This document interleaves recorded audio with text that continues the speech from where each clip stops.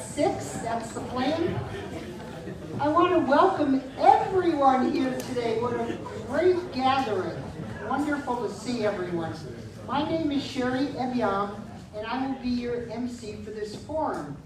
We will start with a land acknowledgement, which will be led by Denise Jesse.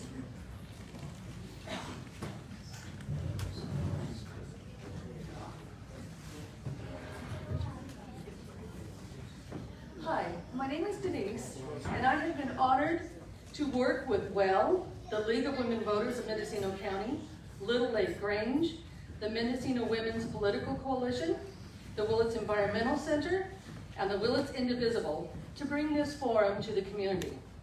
We felt it was important to begin this meeting with a land acknowledgement. We acknowledge that we live and work on stolen land. We recognize Mendocino County as the ancestral homeland of the Pomo peoples, the Yuki, and related indigenous nations of this region. We honor the enduring presence of these communities, despite the violence through which this land was taken. We commit to honoring this land through our work in support of our communities and through thoughtful stewardship of the land that we share. Thank you.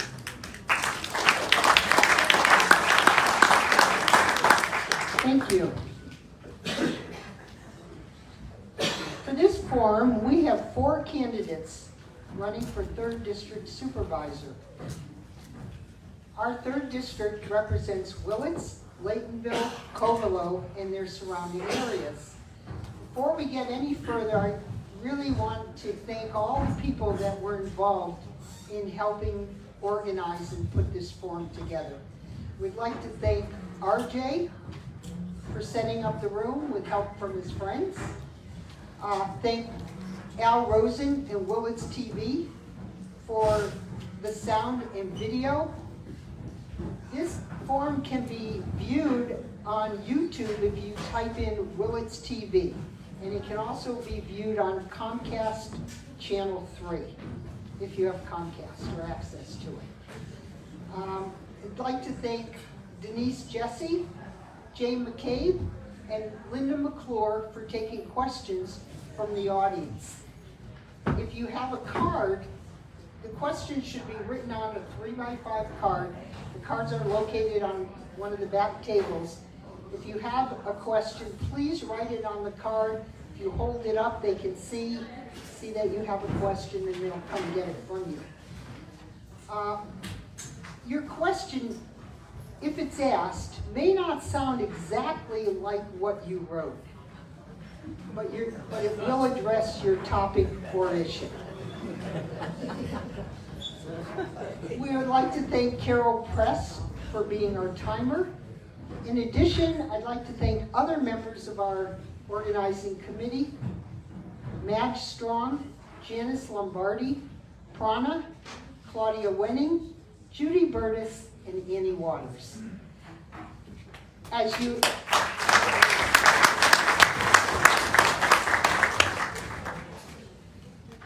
Bathrooms are located as you exit this room. Bathrooms are located to the left down the hallway.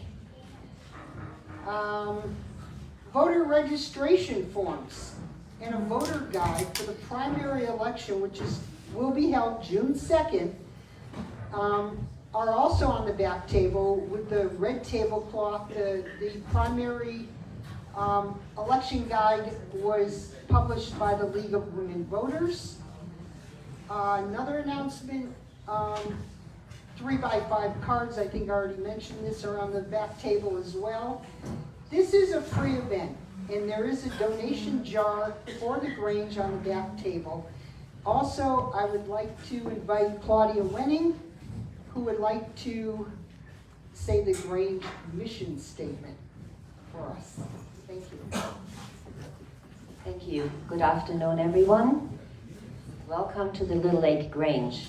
The Little Lake Grange provides opportunities to enhance our community today and for the generations of tomorrow by working to improve the health and quality of life and encouraging food security, food production, farmland preservation, community self-sufficiency, love of family, education, and grassroots legislative action. Welcome.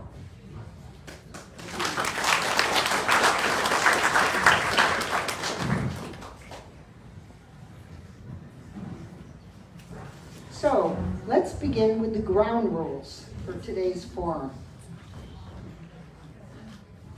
Each candidate will have 3 minutes for opening statements. Candidates will have 2 minutes to respond to each question. Candidates will also have 2 minutes for a closing statement. Candidates are asked to pay attention to the cues from the timers, and I'll get into the timing in a bit. Question format. We have some prepared questions that the organized committee already put together. We will also be taking questions from the audience. We invite you to submit your questions during this event. Print legibly. If we can't read your question, we can't ask it. The moderator may, as I mentioned, may modify submitted questions for clarity or combine several submissions into a single question.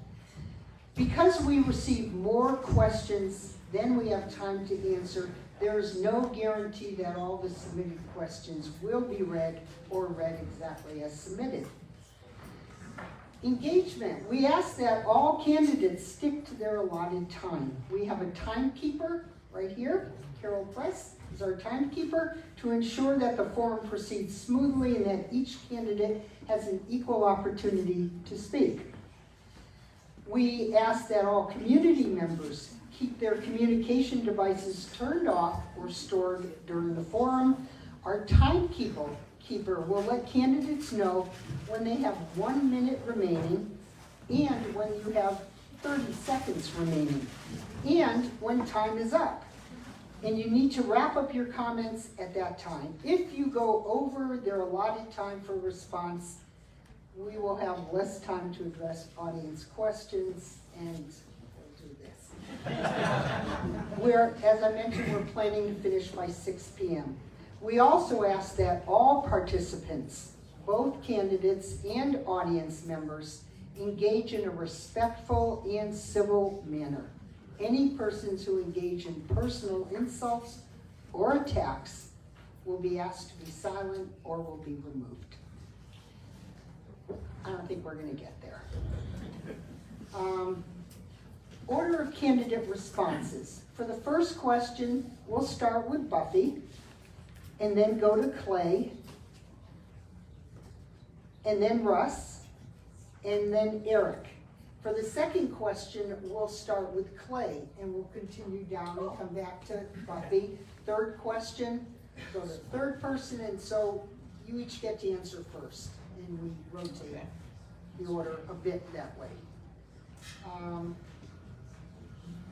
Okay. So, we are ready to start. Here we go. Question 1.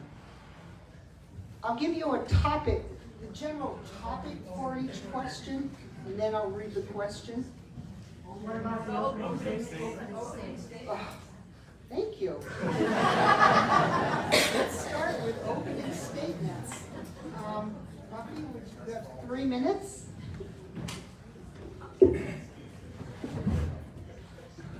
Hello, good afternoon, and thank you everyone for showing up today.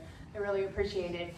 My name is Buffy Wright-Barassa, and I'm running for Mendocino County Supervisor for District 3 because I believe our communities deserve people who are willing to bring us all together so that we have our voices at the Board of Supervisors. We're making decisions together. I believe that future for District 3 includes having safer, stronger, and full of opportunity where families can thrive, small businesses can grow, and our roads and infrastructure are improved, and our county government works with the people, right, and not around them. My platform is centered on matters that matter most: public safety, roads, infrastructure, local jobs, and economic opportunity, and accountability in our county government. But more than anything, this campaign is about people. That is what it is to me. My work in county government over the last 11 and a half years has really centered around people. I started out in human resources. I moved over to public health, where I spent at least 6 years working throughout Mendocino County, making connections with our fire departments, our law enforcement, our schools, working on this a subject that a lot of us don't want to talk about or look at, but it was really important, and it was the opioid epidemic, and it was affecting our community like nobody's business. We were off the charts with opioid overdoses. We did not have Narcan in this county, and we had a lot of pushback at first because it was an unknown.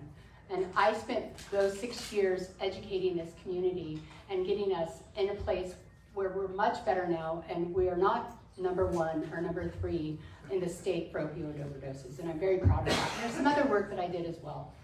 So I'm running because I believe in this district. I believe the people who call it home, and I believe that we can have a stronger future together. Thank you.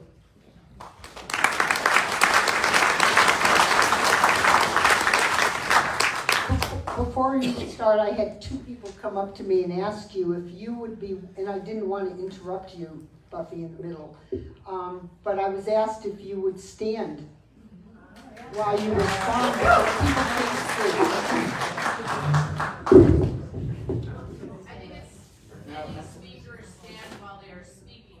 Yes, yes, just while they're speaking, yes. So we have to do the court too, just for perspective.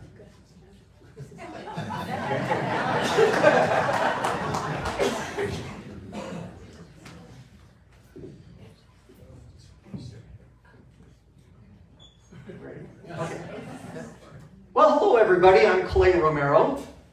I've been in the area for 51 years. And it's largely been my home that entire time. I moved here with my folks when I was 14 years old. I'll be coming up on 66 here very soon. My particular thing for the running for the board is I would very much like to see better economic conditions. Specifically, anything that produces a physical product is very important. We can operate off of tourism, and we can operate off of the service jobs that we have, but we're not going to be able to do real well until we can actually have some physical thing. As you know, for a time it was timber, and I understand from some of the old timers at one time it was hops. And then here lately it was cannabis. But I know things have been very, very difficult in that regard. Now, there's 5 basic things that I do recognize are very important to just the people, and it's what they expect from their elected officials. The first is safety. And this is where we get, like our sheriff's department, the fire protection guys, our local police. And these are all things that are very, very important that need to be funded because they separate us from disastrous situations, and I'm thankful for that. The second thing is economic stability, which is what I was touching on by having a physical product. And I know this is going to be very, very important to do. The third thing is environmental cleanliness. And, you know, I don't think there's anybody that says, you know, I just want to destroy the land. You know, I really think that it's really important that we're going to need this, not for ourselves, but for our children. It's extremely important. So I'm very, very mindful about environmental cleanliness. The fourth thing is freedom. And I think our freedom should extend until we start bumping into the freedoms of somebody else. And I don't think this is too much to ask. And the fifth thing that I want to be mindful of is basic fairness. And I know that people will tell me the world is not fair. And I get that. But there's certain things, particularly coming from the county, that when people put down money for a permit, I would like to see where they actually get something from it sometime before they die.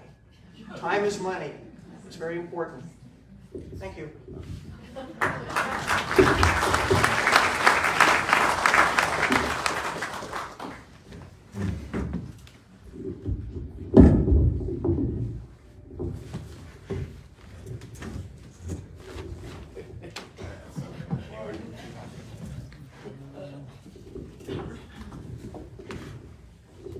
Okay. Well, I'm not much of a showman, so it's hard for me to stand here and try to sell you something. It's hard for me to sell you that I'm smart, virtuous, hardworking, and tough, yet kind, even though I think that is true. I view this campaign as a duty, a direct response to what we have all been through over the last few years. I'm not trying to convince you to vote for me. I am simply offering you the opportunity should you be tired of the status quo. I'm not doing this for a job, for power, for revenge. I'm doing it because I cannot stand it any longer to see the injustices inflicted upon us all by our own government, and in many cases, even by our own county. I'm tired of a corrupt political system dominated by unions and political parties and special interests that has forgotten that the purpose of a government is to serve the people, not be their overlord. We the people have been placated and ignored over and over and over, and I stand for something different, something real, something honest and well-intentioned. Many politicians that came before me were worried about their reputation and their votes more than anything else. I am worried about none of these things. I only worry about leaving this place better than I found it, of being a good steward, and of getting the people their personal liberties and rights back. My platform is really pretty simple. Encourage economic activity through deregulation, bring fiscal accountability to the spending of our sacred tax dollars, restore personal liberties, and restore power to the individual. In other words, to get the government off your back and out of your wallet. I am different, not necessarily a radical, but I can see that we need to change our government, and in a lot of ways, our society as well, both of which have been torn apart by polarization and extremism. I was forged by fire my entire life, from growing up through high school here during the weed boom and all that entailed, the lifted up trucks, the crime, the fast money, the militarized police, to the regulatory nightmare which is legalized cannabis, to its now somewhat downfall. I've seen what happens when a government tries to help and ends up destroying a way of life. I've been married, I've been divorced, I have 2 kids, I've built a house, I've built businesses, and I now likely run the most sophisticated AI cluster in the county. A tool that without, I probably wouldn't have even been able to find the time to file the paperwork for this election. My heart is in the right place, I deeply care, and I have the technical skills to fix the county's broken systems and the vested local interest to never stop fighting for you. My name is Russell Green. I'm a 5th generation resident of this county, and I'd be honored to have your vote.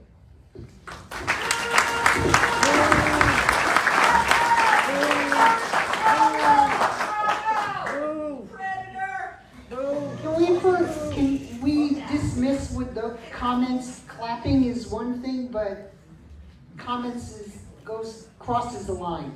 So let's not go there.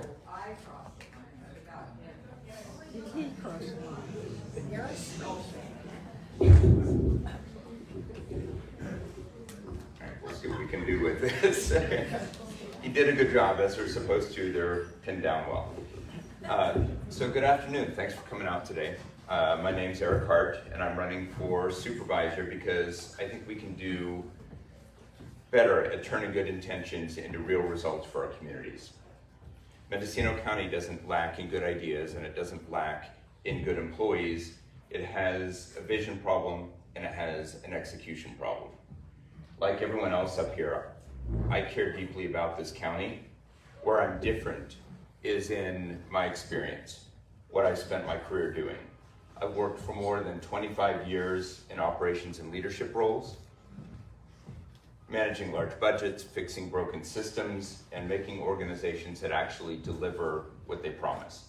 Not just listening, not just talking, not just planning, but actual execution.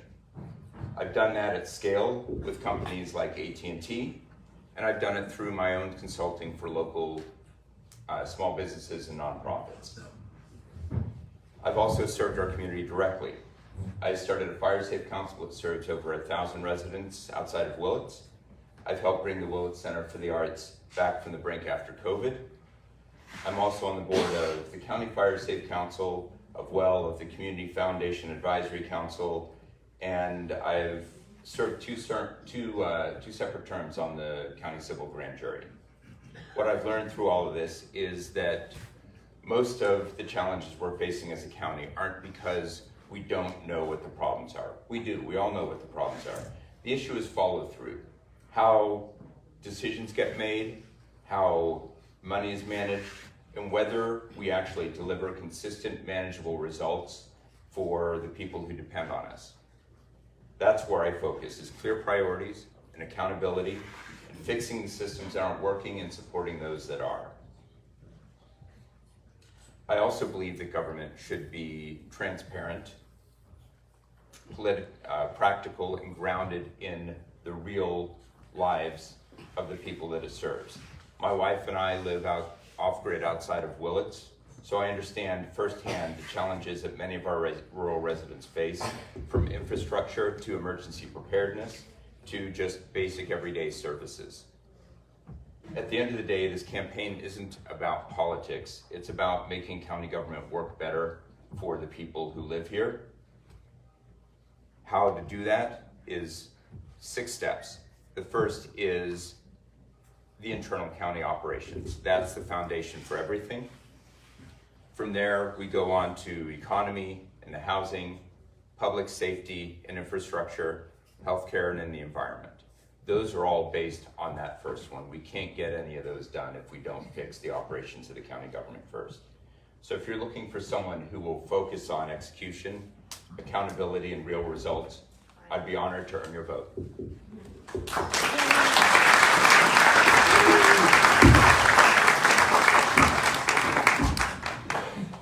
Thank you. So now we will start with our questions. I was just seeing if you were paying attention. So let's start with Clay, if you would like to be the first respondee to this question. The topic is accountability. Priorities are the most important tasks, goals, or values that merit attention before others, helping to manage time, energy, and resources. With this in mind, what would be your top 3 priorities as a newly elected District 3 supervisor? I would think probably my first priority was to see what we can do for getting our local economy going. I know that when people come in and they put down money for a permit, that value of money that they put down should be consistent with what they would reasonably expect to receive. You can't just put any old value on it and treat the people like a cash cow. It has to be consistent. And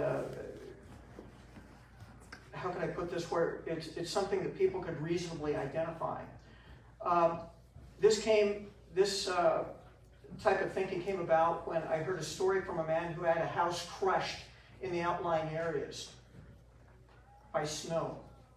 And so he called up a guy from the Bay Area, they cut it up and they hauled it off. And then he went to get a permit to build a house.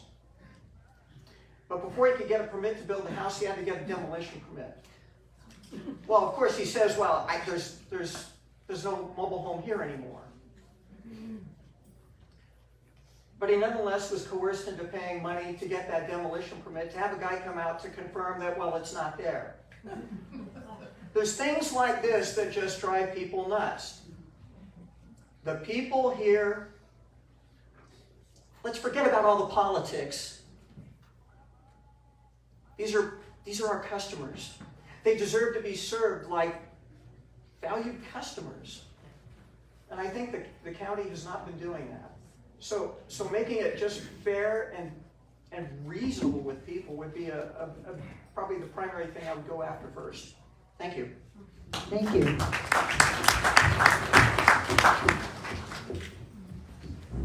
I did mention that we are now allowing 2 minutes for responses, not 3.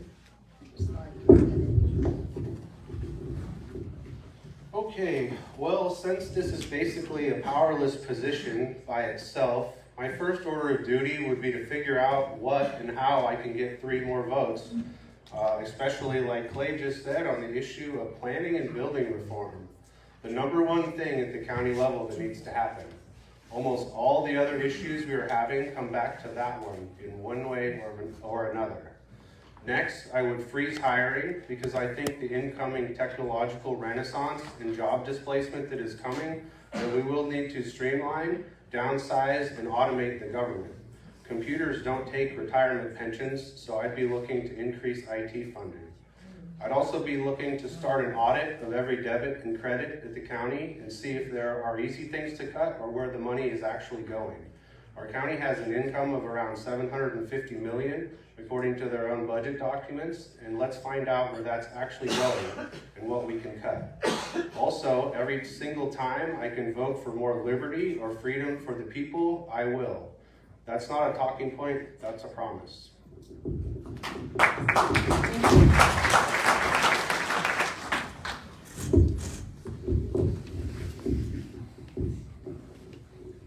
So as I mentioned before, the foundation is the county government itself, how the county operates. So that's where things need to start. The first thing to do is start looking at why isn't our government operating the way it should? And that comes back to root cause analysis, which is what I did for 25 years. I've already started that process by talking to our county leadership, the department heads, to find out what's going on there. The biggest issues they're facing right now are that they are not been modernized. Their Munis system, which was installed 20 years ago, they stopped that process halfway through, never fully completely installed it, and they're still managing paperwork back and forth on spreadsheets. The other system, Momentum, that runs our property taxes, I'm sure a lot of you have seen this, you'll get duplicate notices. You get notices that change from one to the next. Say you owe money and then you don't owe money. Those are indications of how our county is not operating properly. From there, once we figure out how much money we have and where the money is coming from and where it's going, then we can start figuring out what we're doing next. The next step is to look at our new CEO and our new government and change the culture of how our county operates. The county needs to operate with a customer service focus, finding a way to yes. After that, it's building a platform for those next 6 steps. The economy, housing, public safety and infrastructure, healthcare, and the environment. Those are the focus items that we can build, kind of a 100-day plan on, but we can't build that without a government that works and understanding what tools we have to work with. Thank you. Thank you.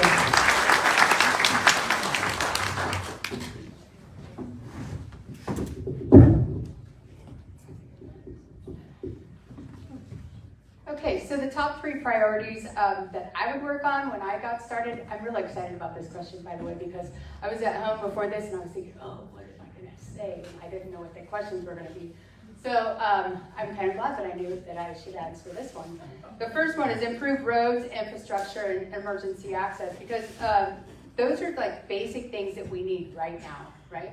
I don't know about you, but I live out in the valley and my road is tore up.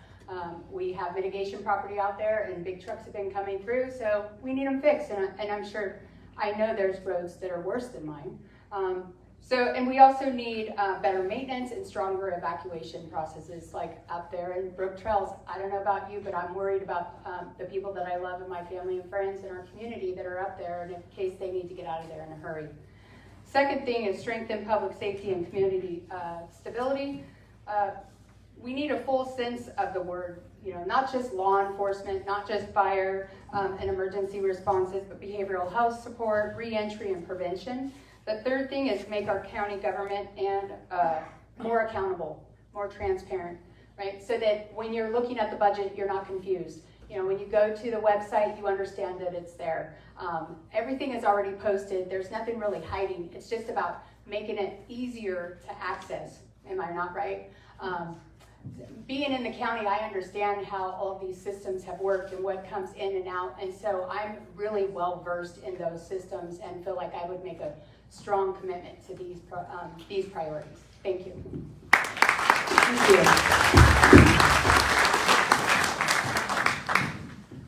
Thank you all. Our next question focuses on budget and accountability.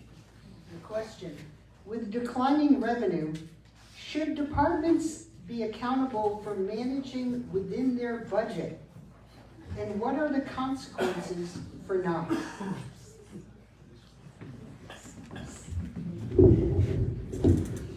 Okay, well, I'm not really a public sector guy, but I know that in the private sector, if you go over your budget or spend out of your means, you go out of business immediately.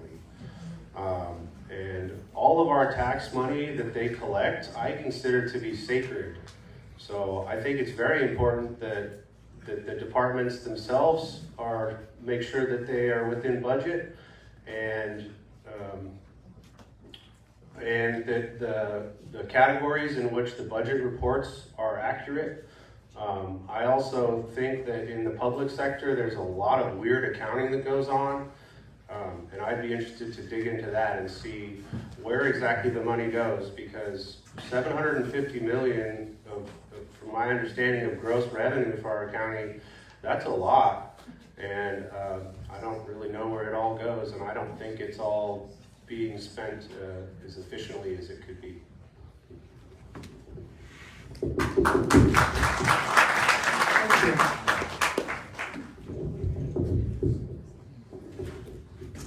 So, department heads are already held to their budgets. They are very clearly told what their budgets are. The problem is things change during the year. So one thing that the county needs to do better, and we talked about this a little bit, is managing the budgets within the organizations and understanding what they are. Today, when a budget changes, Munis isn't really capable of handling that, and it's not capable of keeping not just the department heads, but the Board of Supervisors up to date on what's happening. So there's no way of keeping ahead of those changes and understanding that, oh, we're on a trend to go over budget, we need to maybe make adjustments. So we're back again to the core changes that need to happen to modernize our county and make it run efficiently, so the people that run those departments have the tools to make those decisions. We also need a stronger representation from our Board of Supervisors and leadership by example. Last year, February Board of Supervisors meeting, it came out that they were 16% over budget themselves. How can they be asking the rest of our departments to make 6% cuts across the board when they're 16% over themselves? Leadership by example goes a long way. The third thing would be to work with this new CEO that comes in and make sure that we have a good structure for these departments to understand where their budget money is coming from, what their priorities are, and where they should be spending that money, so that we aren't spending it on things that are not needed and aren't necessary, and that the valuable money that's coming in from our constituents and our residents are going to the right place and being spent in the right way.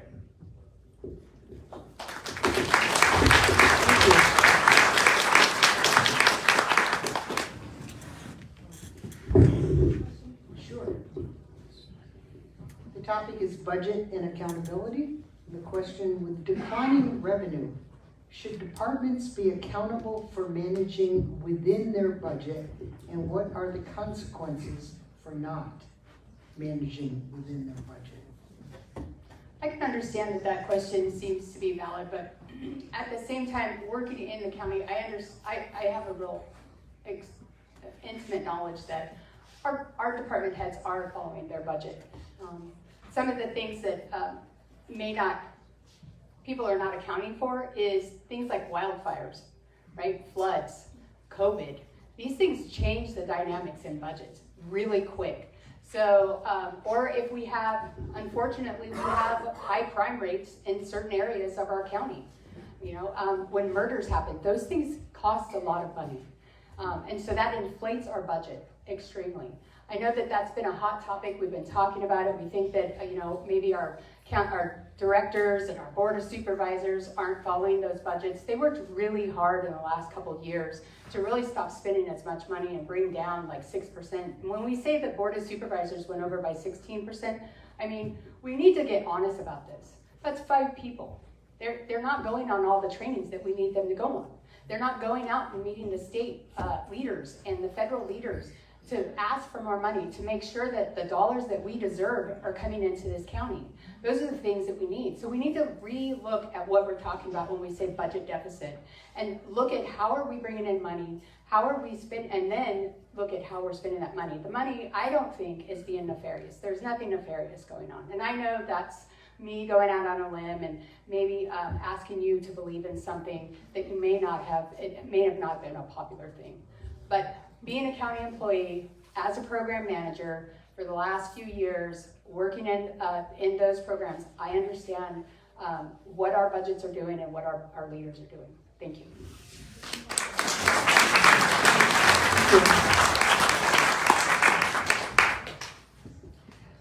Yeah, concerning budgets and accounting, I've often heard people say that, oh, we have a balanced budget and we're staying inside of it. And although that sounds nice, what I really want to know is, how much did you spend?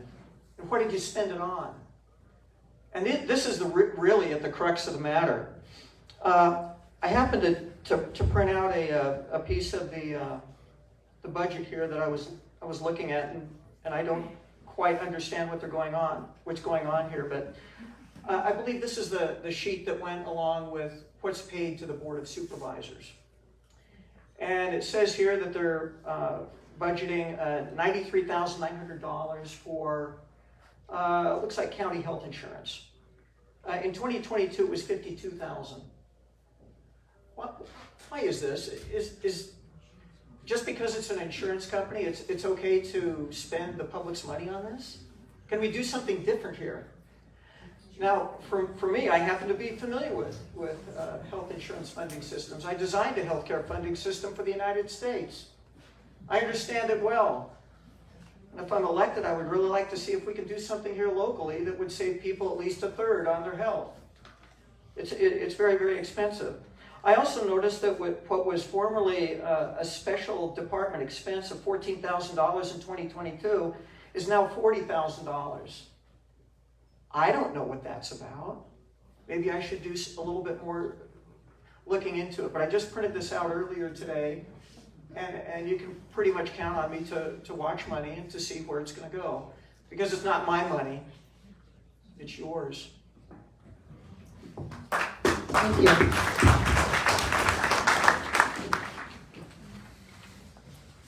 Our next question, the focus is on Potter Valley. A regional agreement has been developed to remove the Scott and Cape Horn dams, create a new diversion system from the Eel River to the Russian River during high flows, and expand storage on the Russian River side. The Board of Supervisors has expressed support for this approach and the work of the Inland Water and Power Commission. Do you support this direction? And how would you approach balancing water needs, environmental concerns, and regional cooperation moving forward? Eric?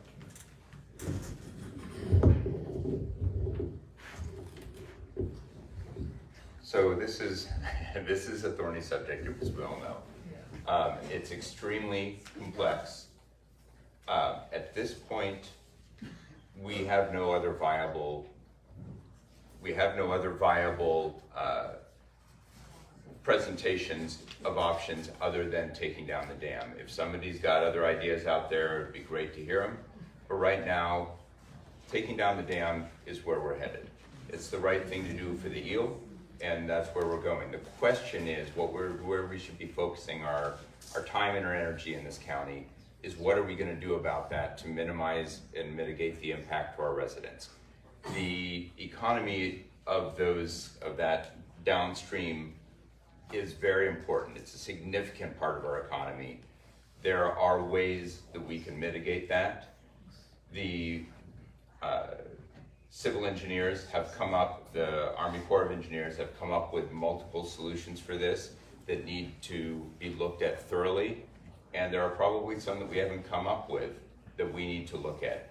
Those are the ways that we improve our storage over time. and allow that flow of water to continue for those residents through the dry season. If we spent our time focusing on that solution rather than focusing on the issues that are dividing us about the dam itself, I think we'd make much better progress in coming up with something that's going to work for everybody in our county. This has been turned into a very political issue and a very divisive issue across our county, and that is something that we need to address directly. We need to work together on the solution, and the solution is how do we fix the storage and how do we make sure that the people downstream have ongoing water during the times that they need it. The issue is not the dam itself and whether that's coming down. Thank you. People are having a hard time hearing both Russell and Eric because the mic is, the wire is not quite long enough. RJ, are you able to address that if you're... Maybe stand in front Oh, of maybe it. stand in front, yeah.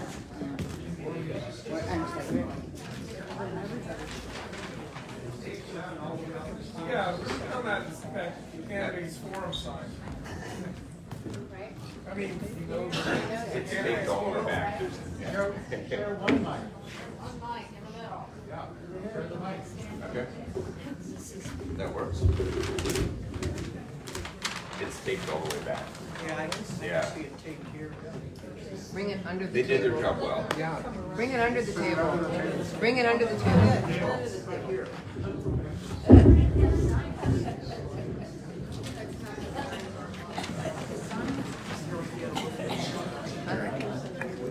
Under the table. Yeah. I like the come to the front idea. That seems like a pretty simple solution. They use their notes too. Can you slide it under the table?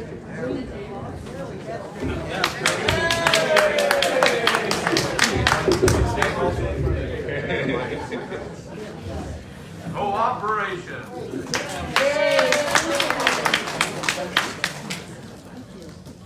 Okay, Buckley.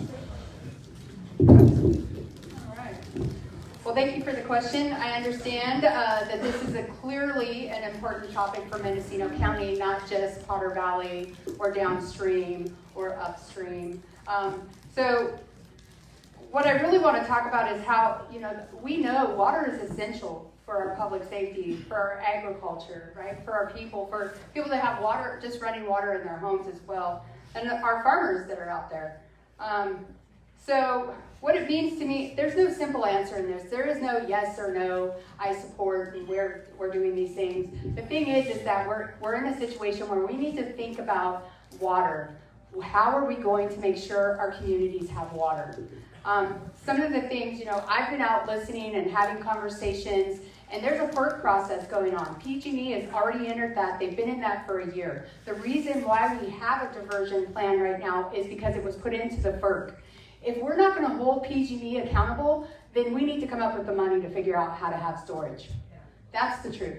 So because it's in there, we need to tell PG&E they need to be financially responsible, right? We need to get a hold of FERC and start holding PG&E accountable because they're a public utility system.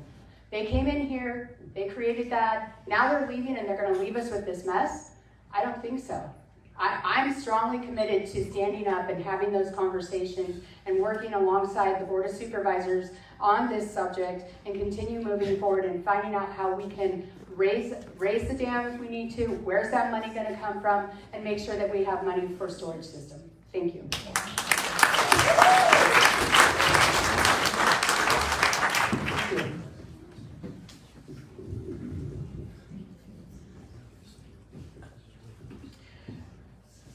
Yeah, concerning the Potter Valley project, for the county as a whole, I think that might be probably the biggest issue that we face today.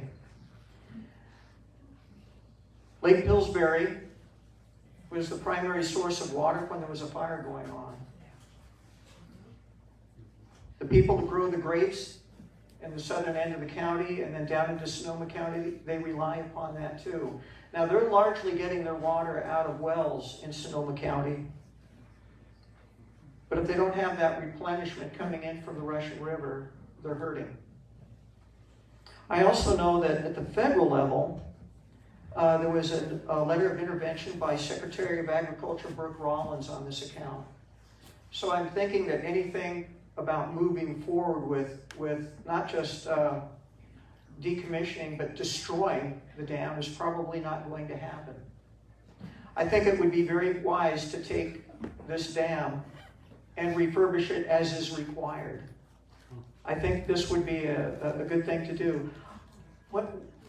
Just the whole concept of destroying such a valuable piece of infrastructure, it grates on my sensibilities. I just don't see how this is going to get us to where we want to go. This will be a very hard thing.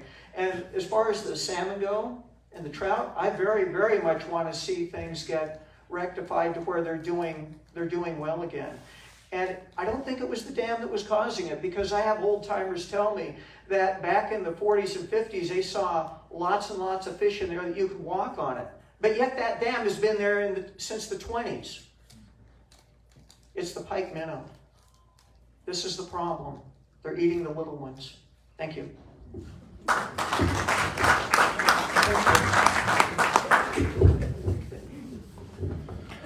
Well, my opinion somewhat echoes what has already been said. I don't think we can let those dams be commissioned, period. Have you been up there to see them? They're magnificent. And more importantly, they're critical infrastructure. Deleting a huge water resource like that is insane. Where's the money going to come from to rebuild that water infrastructure? Who pays for the fire risk when we lose that reservoir? Yes, I understand the argument about returning 100 miles of river, but humans are part of nature too. Whether the diversion should have happened in the first place is a debate we can have, but the dams are there now. Removing them at this point is stupid, expensive, and possibly even ecologically harmful. If the people who want to remove the dams feel that strongly about it, let them come up with the money. Don't make Mendocino County taxpayers fund someone else's environmental project while our roads fall apart.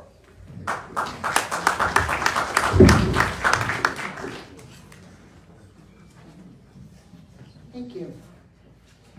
Our next question focuses on housing. What strategies would you use to support housing development while preserving open space in agriculture?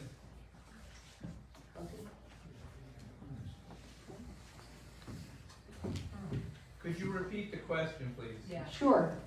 The focus of the question is housing.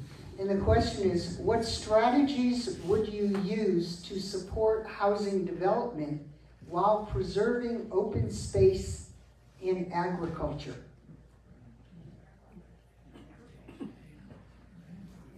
That's a great question. And in all honesty, I haven't thought about that. Because you're talking about agriculture and open space, and we got a lot of that in the county. But one thing that I do know is that out in my conversations with folks, there are folks that are willing to give up some of their property for housing issues. I was actually at the Food Security Town Hall 3 just a week ago, and there was some folks that came that had 30 acres that they wanted to donate for agriculture and housing, which is a nice little switch, right? The other thing that I've been going to is the Willits Shelter Action Group, and they're looking at building tiny homes for our unhoused, and they're looking for property. So really my focus would be looking for the folks in the community who are able to give that property, who want to work with these other organizations and bringing them together and helping facilitate that. The other thing that I've heard here in Willits, and I haven't had time to really research it, is that our high school actually rezoned some of their property for housing. And if we did something like take the CTE program for construction and turn that into our young people building homes on that property, we would be able to offer some affordable housing for our teachers and maybe some other people that are working in our community. Those are some of the ideas. I would love to do more investigation and research on that, and if you have any suggestions, please see me afterwards. Thanks.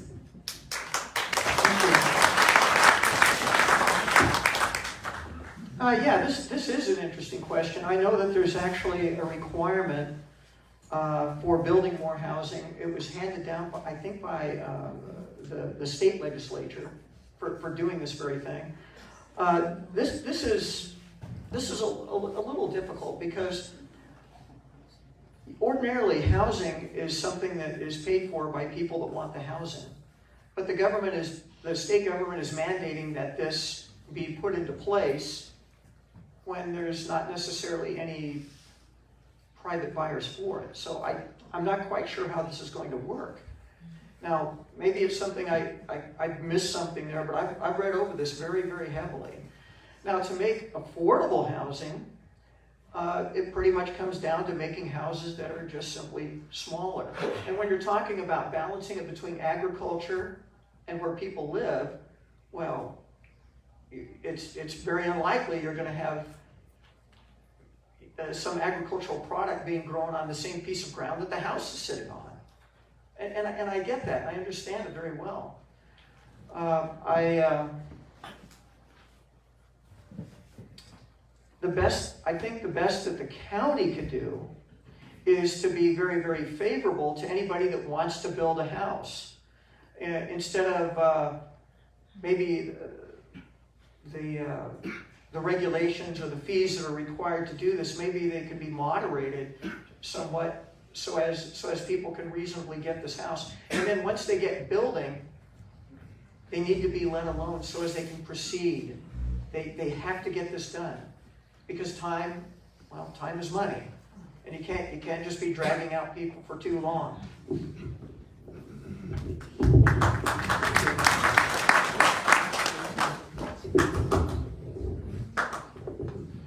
So for me, the affordable housing issue comes back to an efficiency of government issue and the fact that it is really, really difficult to even pull a permit to build houses here, even if the activity could happen anyways. Oftentimes I find that the planning and building actively obstructs you. I don't know how many of you have actually tried to pull a permit to build a house, but it's over and over finding one little box to check and another little box to check and effectively making your project unfeasible. One of the tools that we have is the accessory dwelling unit.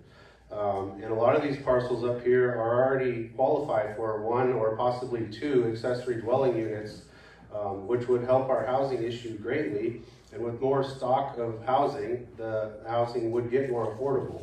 But a lot of that comes back to, again, running our government efficiently so that people, when they have a project, that they can actually do it. Another one is tiny home villages or some expanded Class K, something like that would just make it, we need to get out of the way of people who want to do economic activity so that they can actually do it. We should be rolling out the red carpet, not the red tape. I don't support any necessarily reducing minimum parcel sizes, but I would support something like annexing more parcels into the city of Willits or having denser housing near the city centers.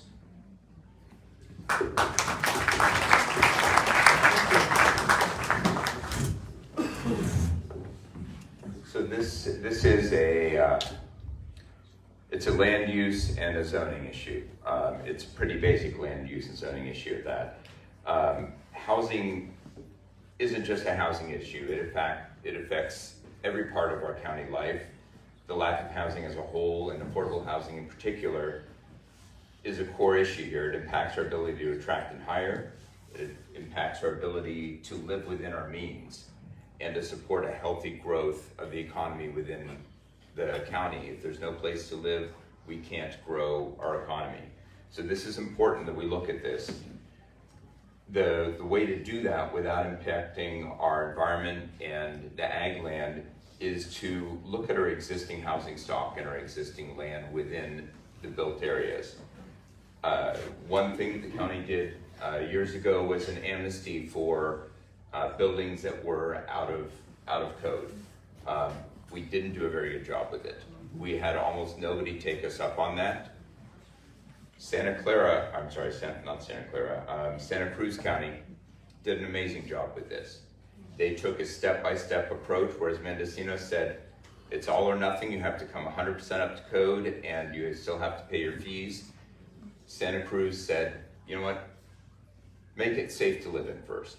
Let's just get the houses out there on the market so they're safe to live in. You can start earning rent off of that, and then we'll take the next step and we'll improve the next level of building and planning requirements now that you've already been earning money and are able to spend that. The other thing to look at is ADUs, townhouses and smaller units. Fort Bragg has done some work on this. They've got a pre-approved concept ADU that people can take off the shelf and run it through the process with very little rubber stamping through building and planning. And that's my time, thanks. Thank you.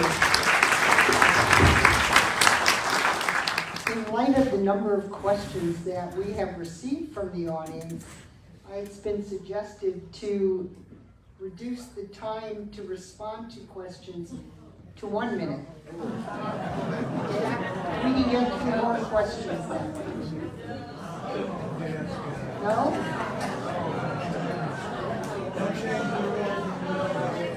Show, stand up if you want 2 minutes. Wow, great. Let's stay with 2 then. Good. Okay, the next question.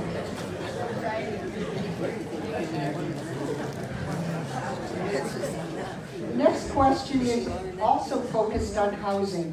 In order to preserve an adequate inventory of housing units for Mendocino residents, should there be a limit on short-term rental permits, including permits specifically issued to corporations?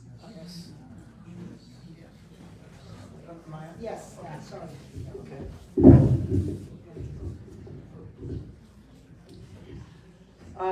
I've only briefly read about this, and I found that there are some corporations, non-private individuals, if you will, that are taking extraordinary advantage of housing markets, and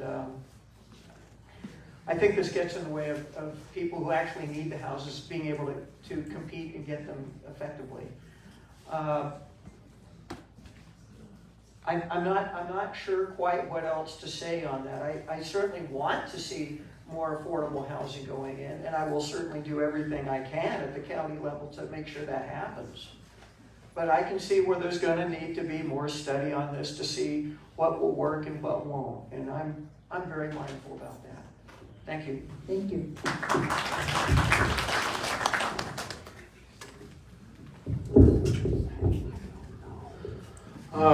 I'll bring this right back to the planning and building issue. I don't really think the problem is necessarily vacation homes. I think the problem is that the county, it's too difficult to even get a permit to build a house. In regards to corporations, like a little bit ago, we saw BlackRock come in, or not necessarily here, but in general, they went around and they bought a bunch of single-family homes. That was kind of new. That's a problem. I wouldn't support anything like that, but as far as economic activity here, I think we need to take whatever we can get, and if that comes in the form of rental houses, then I'm in support of that. I'd also be in support of a limited amount. Maybe they have to be owner, like maybe get 1 or 2 per person. But again, I think the problem is that it's just simply too hard to build here, and so nobody will do it. It's too hard, and you go to do a feasibility study on it, and you just decide, you know what, the juice is not worth the squeeze on this. Why would I build here when it doesn't pencil? So again, I think the affordable housing fix is with planning and building reform.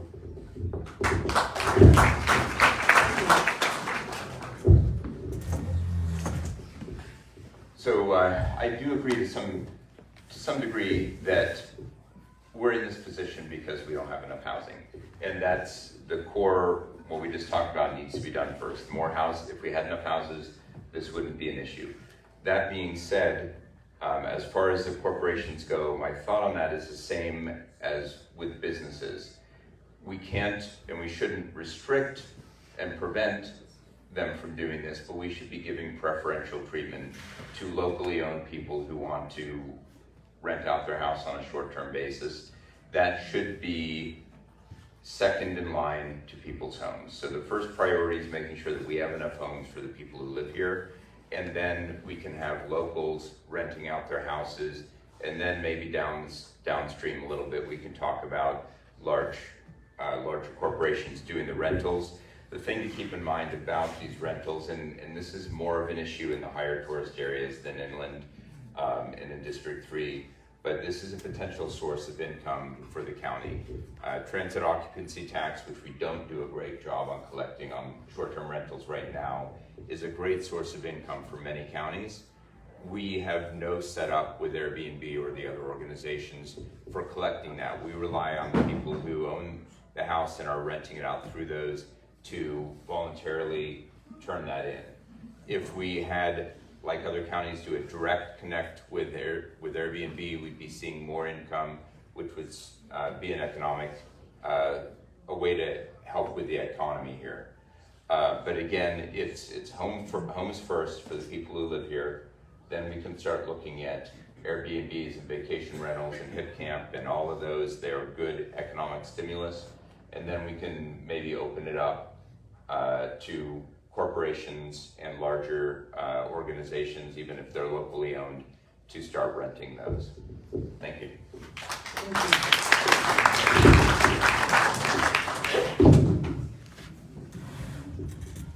So I really want to say that I think short-term housing and corporations coming in here for that type of economy is not a bad thing.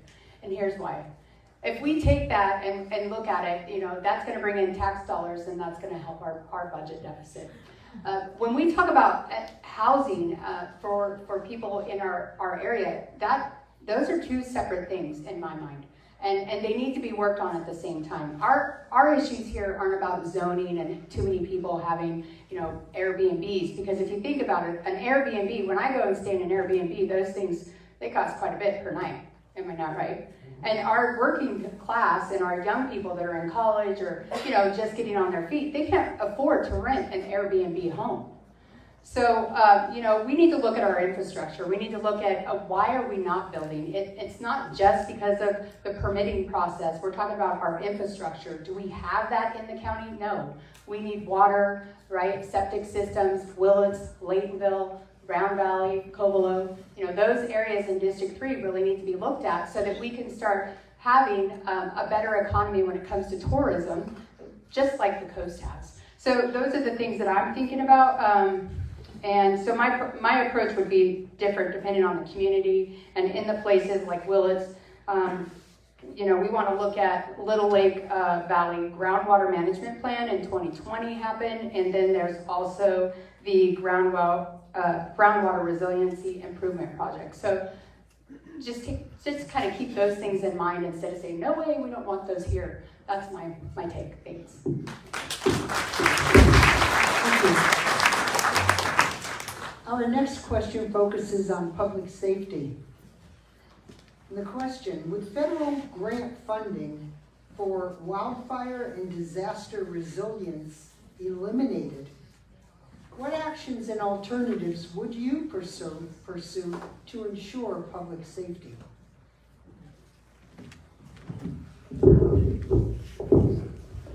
Okay, well, one of the fights I actually got into with the county was over defensible space, and I think that'd probably be where I would start.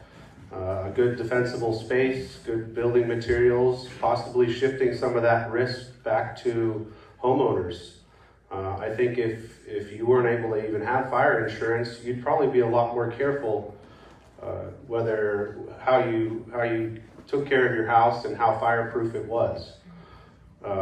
Also, back in the day, there was loggers that used to put out fires. We didn't have CAL FIRE, or before that, when was it CDF? It wasn't really the place of government to come be your nanny and protect you from everything that might come your way. That was the community, that was the landowner that bared that risk.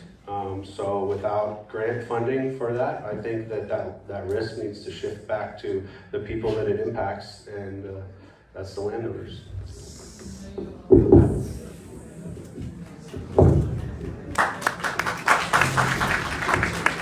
Thank you. So I've spent years now working with the fire safe councils. This is a subject that's near and dear to my heart. The work that needs to get done to protect people's houses is multifold. The biggest issue that we face is not the money and where do we get the money from and where do we spend it.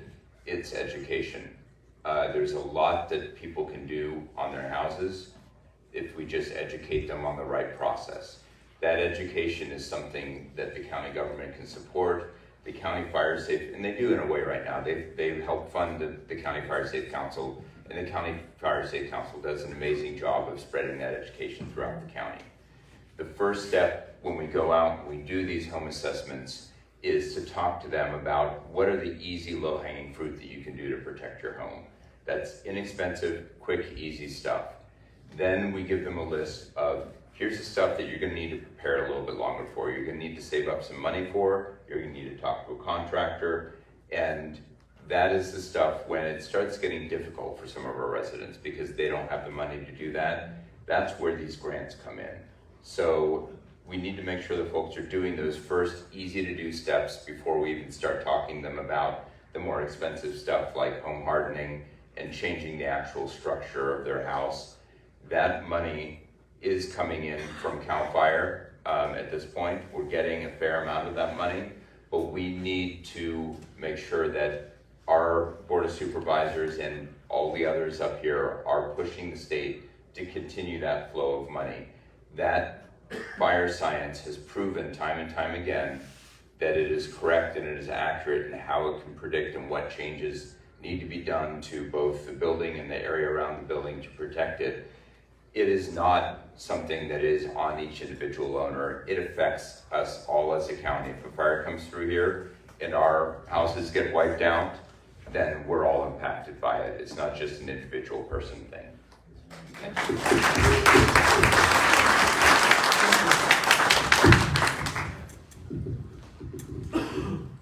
So I would tend to agree, as well as what Eric had just stated, that we really need to continue working to harden our homes and have that type of safety. As far as not having grants, I think it's important for us to understand that as a supervisor, it's our job to talk to the state, right, to make sure that that funding is coming through. And then the other thing is there is a, I believe it's Measure P. There's a tax and we pay into that, and that is for, and I could be wrong, but I don't have that note in front of me. But that tax actually pays into our fire departments, and we want to make sure to keep supporting that, making sure that our fire departments have that funding. The other thing that we do really well as a community is we come together. The fire departments around our county, they have barbecue fundraisers and different things, and showing up and supporting those things, so that, because a lot of our folks that are fighting our fires are volunteers. It's not just CAL FIRE. So it's important to support those folks. And then also, the kids that are going, young people, our children that are going to school at the high school, and then coming through, eventually coming through our college CTE program. We want to make sure that we uplift them and support them and show up to those types of fundraisers as well. Because as a community, we're always stronger, and we know that. We came through the 2017 fire, and that was pretty devastating. I will never forget that night. My TV turned on in the middle of the night unexpectedly, and it was because that fire had started down in Redwood Valley. So, I do want to say that we came back together resiliently. The county worked really hard to make sure that services were going out between our law enforcement, our fire departments, and then we have our EOC. It's an Emergency Operations Center. And I'm pretty intimate about that place too, because I work there. Thank you.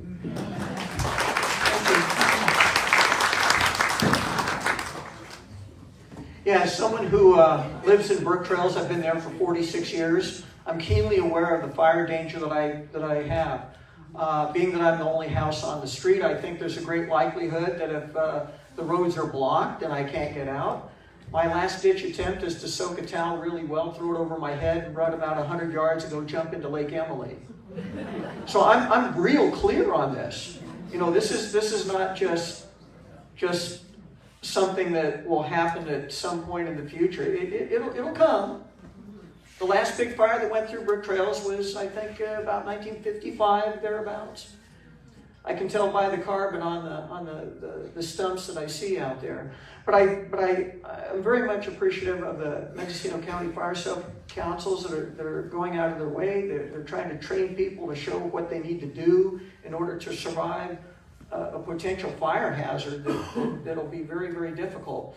Now, me personally, back 4, 5, 6 years ago, I was approached by a man named Todd Patton of CAL FIRE, and he had an idea. He told me, Clay, I understand you own this piece of property in Brook Trails. It's pretty large. There's a road going through it that's called the Furco Road, and it was the road that extended from the highway through the old LP mill site and up into Brook Trails. And the idea that he had was, how about we make this to where we're going to make the Furco Road a road where firefighting vehicles can come in, and we'll make Sherwood Road 2 lanes going out. And I go like, I love it. And so I got that signed along with my neighbor Richard Padula and the other guys that own the LP mill site. And 2 years later, during I think it was called the Oak Fire, it worked. And so I'm very grateful for that. But home hardening, if you got a water tank where you can put out some a pump with some water with a 500-gallon tank, it will serve you well. Thank you.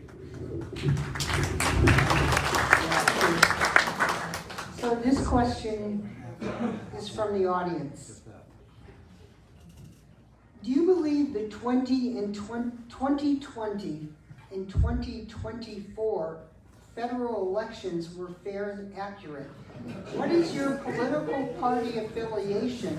How will you handle ICE when it comes to Mendocino County? Can we start with Eric? Sorry, that was a 3-part question. Yes. The first part, were the 2020 and 2024 federal elections fair and accurate? What's your party political affiliation? How are you going to handle ICE? Let's hear it.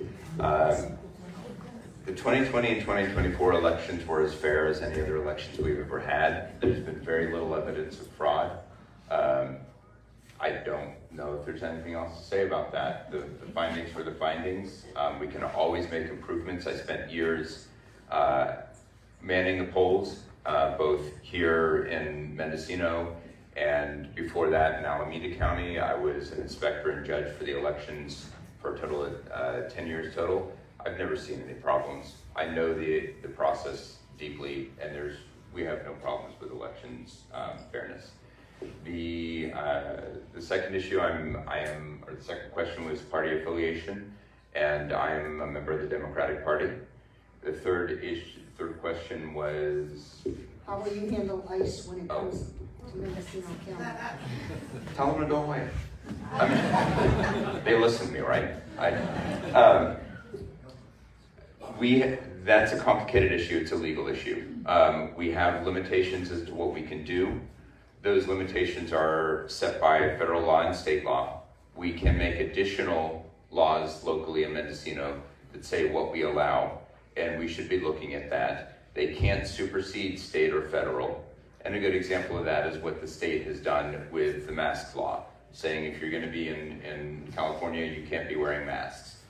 They couldn't tell ICE that they can't come here. That would be going against federal law. We can look at that countywide and see what we can do to make sure that our sheriff has real clear outline of what he can and can't do and what should be doing if ICE comes here. And then, of course, we need to be supporting our citizens who are impacted. Anybody who is taken from ICE, who is a resident here, and also the families that are impacted when they are taken. There's a lot that we can do to support them, and there's several organizations that are doing that. We need to support them. Thank you.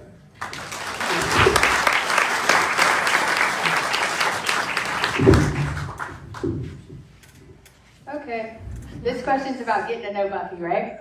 So 2020 and 2024 elections were fair. I mean, at least I think so. And I'm a Democrat. And as far as ICE is concerned, what I would do as a supervisor, I would work with the sheriff.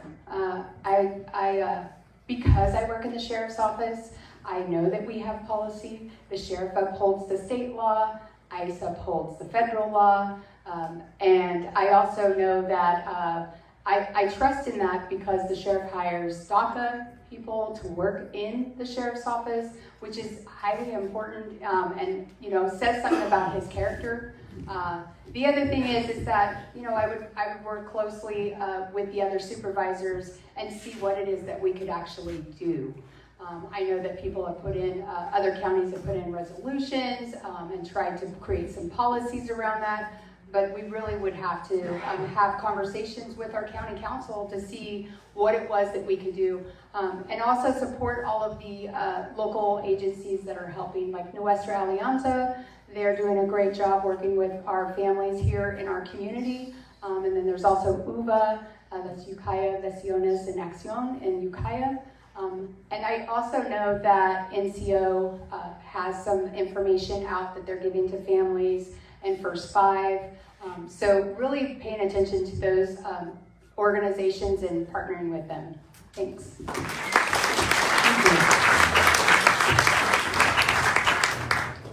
Yeah, concerning the election in 2020, locally I think we were fine.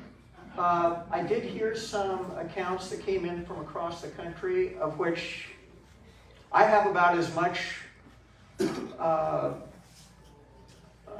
grounding in what really happened as any of you do, because all we're doing is we're looking at the internet and we're going, well, what happened here? Now, there was one account that I heard that came in from Michigan, where there was a poll worker that had been there all day, and about 3 o'clock in the morning they had several more ballots come in, and the ballots that were purportedly mailed-in ballots, the poll worker was questioning why these ballots had never been folded. They'd never been in an envelope, but yet they were recording them.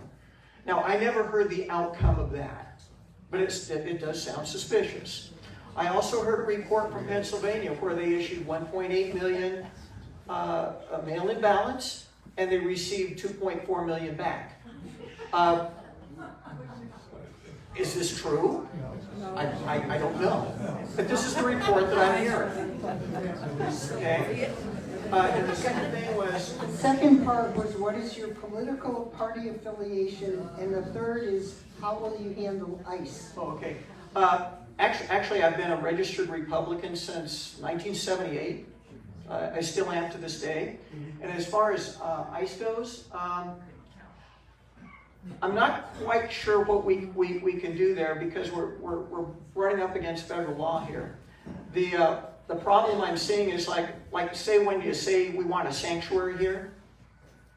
Well, if you're an elected official and you're saying this, this is going up against Title 8, Section 1324, A1A, Roman numeral 4, which carries a 5-year prison sentence for encouraging and instigating illegal immigration.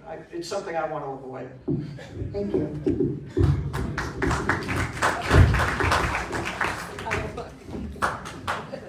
Okay, in regard to election integrity, the evidence seems to be clear. Multiple audits, court cases, investigations across states found no widespread fraud that would have changed outcomes. Election officials, many Republicans, certified the results. The 2020 to 2024 elections were fair by any objective measure. That said, dismissing people's concerns outright is a mistake. When you say the election was rigged, what you're often saying is, I don't trust institutions anymore, and that's a real problem worth addressing. The fix isn't indulging conspiracy theories, it's transparency that rebuilds trust. Things like open source voting machines, hand count audits of random precincts, same-day registration and verification, possibly public observation of ballot counting. As far as political party, I'm a registered Democrat, but my views are more like the Democrat Party of 10 or 15 years ago. In regards to ICE, like has been said, I think it's actually the Sheriff's Department that would mostly be deciding that, more so than the board. But the Sheriff decides cooperation level with ICE, and the board controls the budget and can set expectations, though they can't directly order law enforcement what to do. So I assume that would be working with the Sheriff's Department on that. I personally am no fan of the immigration system here. I've married an Ecuadorian woman, and just to go through the I-130 process myself has cost thousands and thousands of dollars and a huge amount of time, and it's way harder for me as a U.S. citizen to even give my loved one a visa. And that's not right, and neither is it right to tear apart families that are here regardless of however they got here.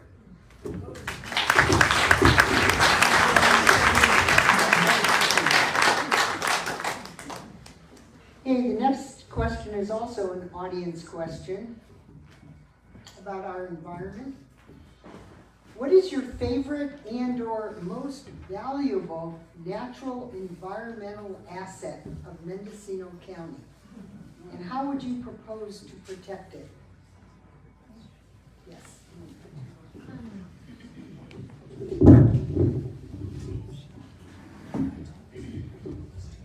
So I think it's important to state that I'm a Sherwood Valley Rancheria Band of Pomo Indians member. I grew up in Pinoleville on the reservation in Ukiah. And the most important part of Mendocino County is all of it. My ancestors have been here since time immemorial. Honestly, if we could preserve this county and all of its beauty, that's what I stand for. How does that work with all of us here? And so my goal isn't to stop us from being productive members of our society, but how do we come together? How do we restore, right, the restorative process of our land, right? My ancestors are in this ground. And I know it's about 13,000 years because Caltrans pulled out artifacts that said so. And my people believe we've been here since the beginning of time. So I would just ask you, even if you didn't vote for me, think about that. Think about how we continue going on without destroying and taking everything. This is a beautiful land, and I know most of you have moved here from other areas because you love it so much. So I just ask, what are we setting forward for our youth? Right? What are our generations? What are we leaving them? There's a lot of great projects that are happening in this county, and one of them happens to be over there in Noyo with the flotation devices that are making energy, that are desalinating water. So let's keep working towards those types of projects. Thank you.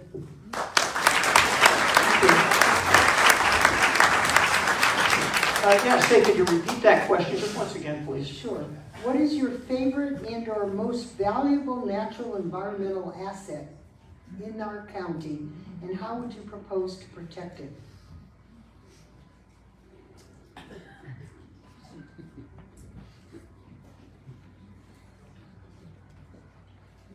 Probably at the very core of everything we are is water.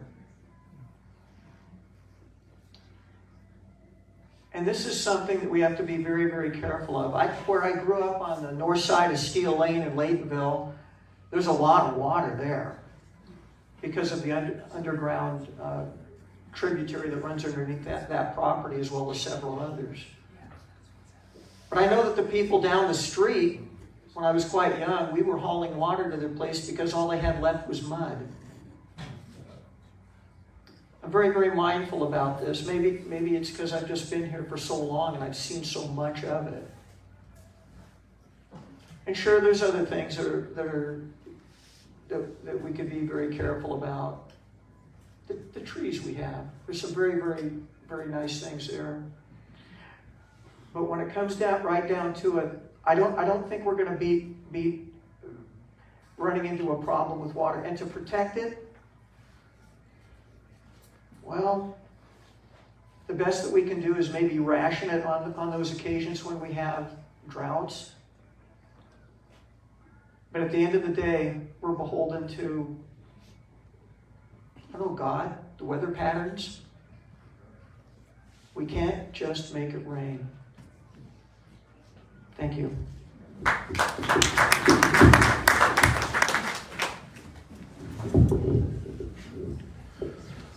Well, as far as favorite, I'd probably have to say Lake Mendocino because I really like boating there and wakeboarding. And that kind of comes back to the issue of the diversion in the dams that we talked about earlier and why it would be not very smart to let those come down. Obviously, our huge redwood trees up by Leggett, Dos Rios River, and like Clay said, everything revolves around the watershed, specifically the interconnected system of rivers, aquifers, and forests that make this place survivable. It's everything at once. It's economic, without reliable water, cannabis, wine, agriculture collapse. It's environmental. The redwoods and the salmon runs depend on stream flow and groundwater. It's our quality of life. Every resident, rich or poor, depends on the same aquifers and wells. And then there's justice. Water scarcity hits marginalized communities first and hardest. As far as a specific asset, I'd probably say the Eel River watershed. It's the largest in the county, supports the most agriculture, faces the most pressure from agriculture and climate change, and has the most to lose. Championing its restoration isn't abstract, it's concrete work that benefits Willits, Laytonville, and the coast.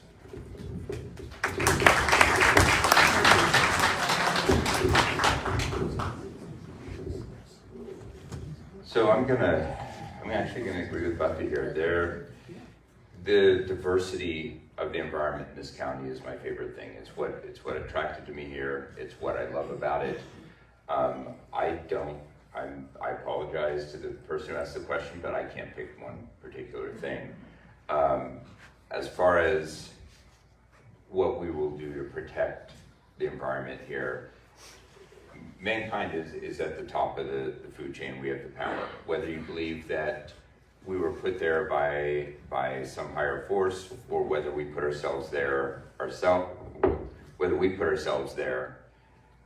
the conclusion is the same, that we have a responsibility to act as good stewards for the environment. This is for several reasons. The beauty, I don't think I need to convince anybody of that. The responsibility that we have morally to the environment, I don't think I need to convince anybody of that either. What is also important, and it helps people understand why the environment is a priority for us and why we should protect it, is that it is also one of the biggest definers of public health. The air we breathe, the water we drink, all of that impacts health. It's asthma rates, it's cancer rates, all of that are impacted by how we treat our environment. In addition, it's one of our strongest economic assets. The recreation, the agriculture, the tourism, the fishing, all of these things bring money into our county and make it important that we protect it. So it is not just a moral issue, it's an economic issue and it's a public health issue. Helping everybody understand that, whether they're an environmentalist or not, is how we get everybody on board in protecting the environment.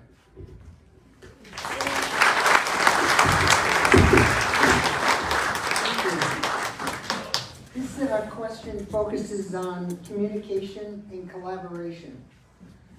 Recent investments and planning efforts aim to diversify the local economy following the decline of the cannabis industry and the impact of the 101 bypass. What strategies would you pursue to diversify and support economic development in our district and the county?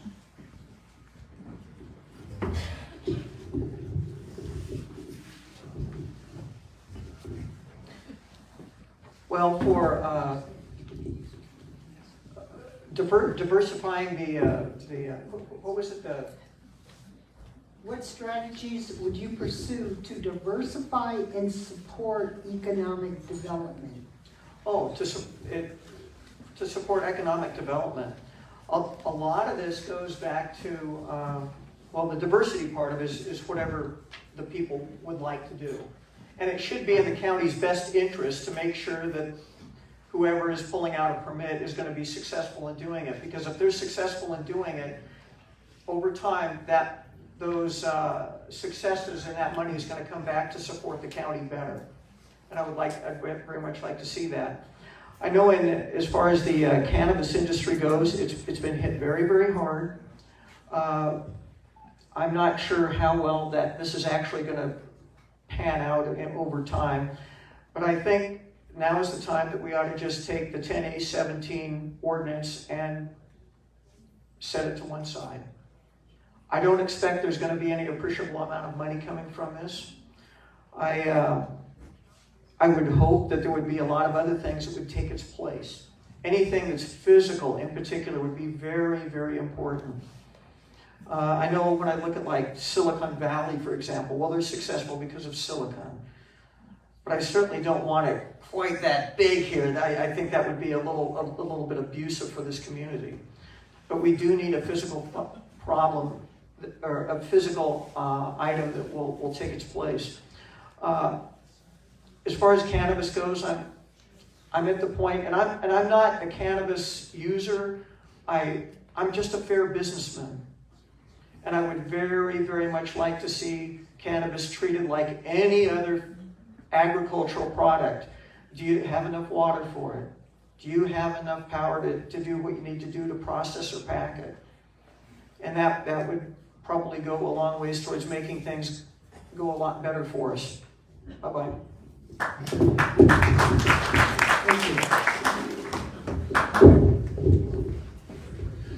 Yeah, to me, everything comes back to planning and building. We can't just make people do economic activity here. We have to make it attractive for them to do so. And so far, in my experience, it's been obstruction all the way. This seat obviously only has one vote out of 5 on the board, but I would entertain something like essentially a menu for permits where you can walk in, you can pick your permit that you want, you pay your fee, and there's not much red tape after that. Obviously there's going to be issues of density and some check boxing, but it doesn't have to be anything near what it has been so far. No more call for consultation black boxes. Every permit has a flat fee, required docs list, and a timeline guarantee. There's things like pre-approved plans for create a library for vetted ADU designs or ag buildings, templates, commercial facades, just any way that we can make it easier to get the permitting done. You might have a concierge service for major employers. If someone's bringing 20 jobs and they get a dedicated staffer who walks them through the department and actually gets the permits through. Because all we can do is get out of the way and hope that we can get whatever economic activity will come here. Also, something like a sunset clause, where if the county doesn't respond within 30 days, your permit just gets approved. Something like that. Another thing is remote work infrastructure, like broadband expansion would be a great, Starlink has helped with that, but good internet will make a lot of remote jobs feasible here that weren't before. But yeah, just like I said, basically in my experience, all the problems have stemmed from not being able to get the permit from the government itself. So back to rolling out the red carpet instead of the red tape, and getting people permissions to do whatever it is that they want to do within reason.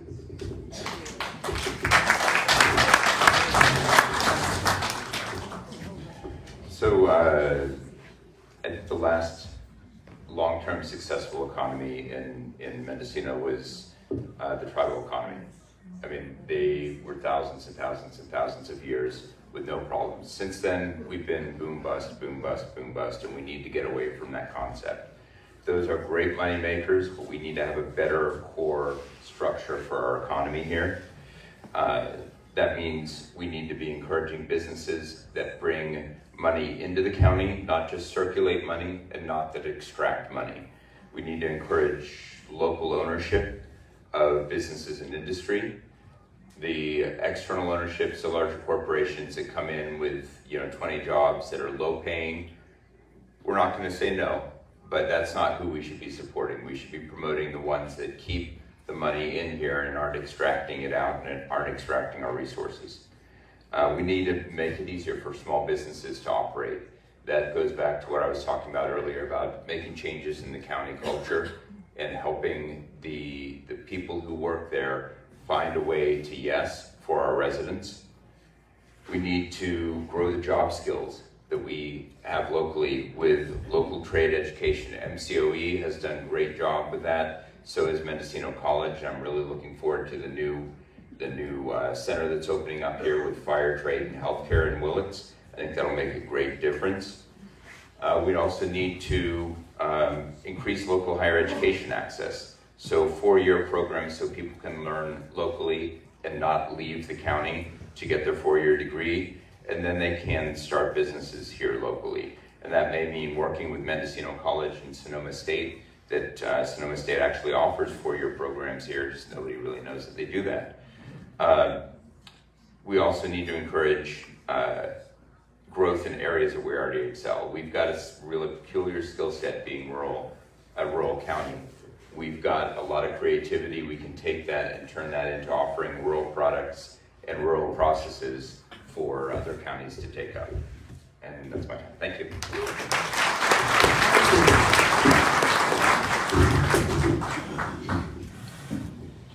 Okay, so for me, the priority is supporting what's already in place, our small businesses, our local food production, tourism that benefits economies, and our workforce training that connects people. That also includes sectors like healthcare, education, and skilled trades. So I've been out and I've been having conversations, and I think this is really important. So I was talking with Assemblymember Chris Rogers a few weeks ago, and he had mentioned GoBiz, and I was like, what is GoBiz? So GoBiz is really important for us to recognize because California has already created a framework through the Governor's Office of Business and Economic Development, GoBiz, and California Jobs First. And Mendocino County is part of the Redwood region in that effort. It's been going on for quite some time. I've been a part of the Redwood region as a tribal member, showing up to those meetings via Zoom. So the regional plan recognizes the strengths of rural counties like ours and focuses on sectors that fit our economy, including agriculture, food production, tourism, outdoor recreation, clean energy, and workforce development. So to me, the question isn't whether or not we have a plan, it's we do, and are we organized enough to get on board? We don't want to be left behind. So as a supervisor, I'd work to make sure that District 3 is not left behind. That means aligning county priorities with the state that's already investing in this. Also making sure that it makes sense for us and educating our community, because a lot of our community doesn't know about these things. When I had mentioned it to anyone, they were like, what are you talking about, Buffy? So I made sure to do a little research, and I'll continue to do those kind of things. And how this looks in our county, just for an example, is the Cannabis Equity Grant. And you can go to the Mendocino County website and you can look that up and see that it's brought in, I think, about $6 million to help relieve some of the pressures. Thank you. Thank you.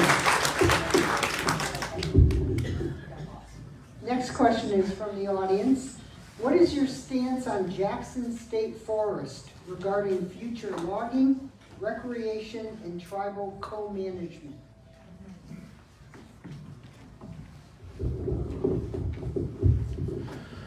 Well, that's a little bit of a tricky one for me because on one hand, I feel like it's public property and so it should be generally preserved for the public use. But then it's also my understanding that it was called a demonstration forest so that we could demonstrate logging practices on it. There's all these issues that come into balance, and one of which is fire. So if we say, okay, we're going to preserve it perfectly how it is, don't touch it, then that could potentially create more of a fire issue. If we allow too much commercial activity on it, then we might be destroying an asset that took hundreds of years to get, and we really should be stewarding it better. I have on my property, I have a huge madrone tree that is right in the way of some sunlight that I really needed over the last decade. And the decision I made there was that the tree was older than me, and that even that I owned the property, that it still had a right to be there. So I left it today, and it still stands. So I guess it's kind of a hard question to directly answer. I would say some responsible harvesting, but if a tree reaches a certain age, I don't know if that's 500 years or what exactly that would be, but I feel like if a tree reaches a certain age, it has more right to be there than we do. So I guess that's my answer.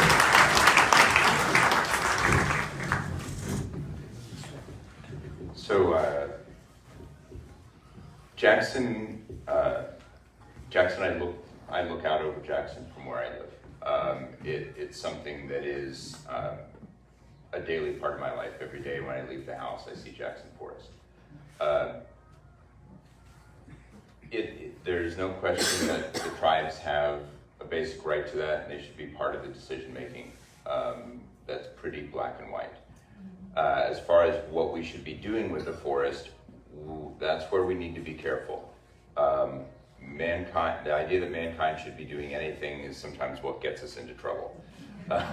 We make these decisions that we know what's best, and then we find out 20 years later that, oh no, that actually wasn't the best thing to do. Now we're going to try this.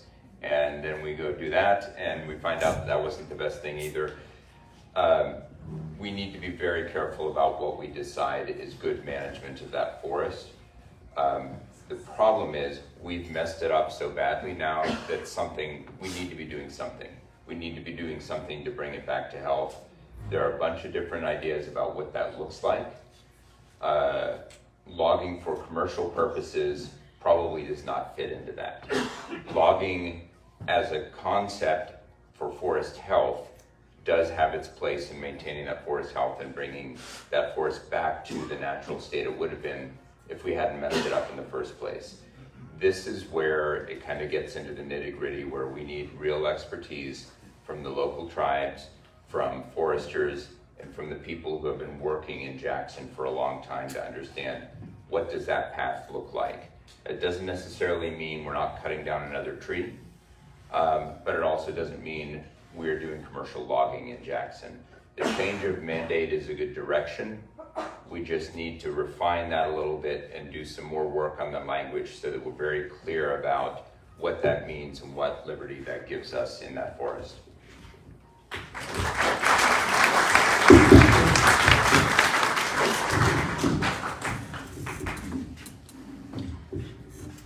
So just a little story, really quick. I'll try to make it fast. But if you don't know, I'm going to tell you. I support Jackson State demonstration moving from a logging first model to a restorative process. And I have been a part of that process way before it became popular with this assembly bill. My tribe has been in conversations with CAL FIRE, Caltrans, all state agencies for quite some time. So the reason why I believe this should happen is because of the long-term health of the forest, wildfire resilience. There are things that we can learn. We've had plenty of time to learn how to log, right? So now let's learn how to restore the forest and still have some thinning done and logging happening, and it just makes sense to me. The other thing is that I really think that we need to respect tribal knowledge and local voices. Those folks have been in that forest for quite some time, and so they understand how the biodiversity is working, what's happening in that forest. So we don't want to push them out. There is a big issue though, and it's been talked about at the Board of Supervisors about the funding.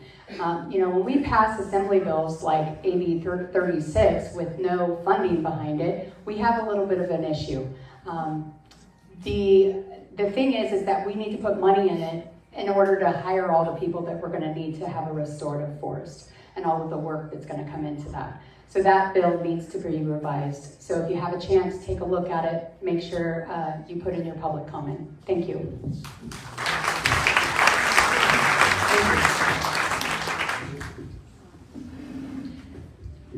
Yeah, the Jackson Demonstration State Forest, it has been operating about 79 years now. It's had a very, very good record. It's worked extremely well. I think at this point, it's probably not a wise thing to start changing things. This is a living laboratory. It is designed and it's specifically set up for harvesting timber for the wood industry here. That's its whole purpose. To change that to where it no longer has harvesting of timber there is going to create a problem. I actually was looking into the bill and it says they wanted to harvest the trees that are quite a bit younger. This is not a good thing to do. It's sort of like harvesting your corn before it's fully ripe. There's a long, long period of time that goes into any crop for that matter for it to be developed, and then you harvest it at the correct time. And the Jackson Demonstration State Forest is specifically designed for that purpose.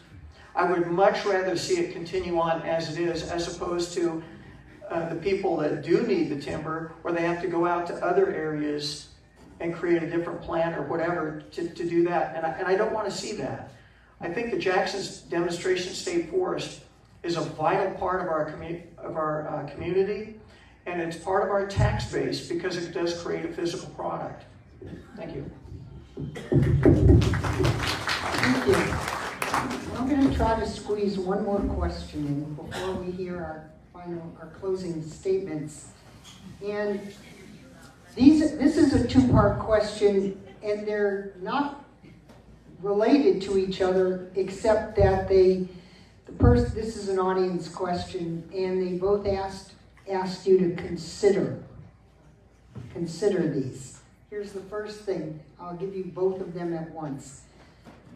First one, would you consider eliminating the CEO position for our county? And the second, would you consider substitution of an income tax rather than a sales tax? Elimination of the CEO position, substituting income tax for a sales tax. Eric, you're up.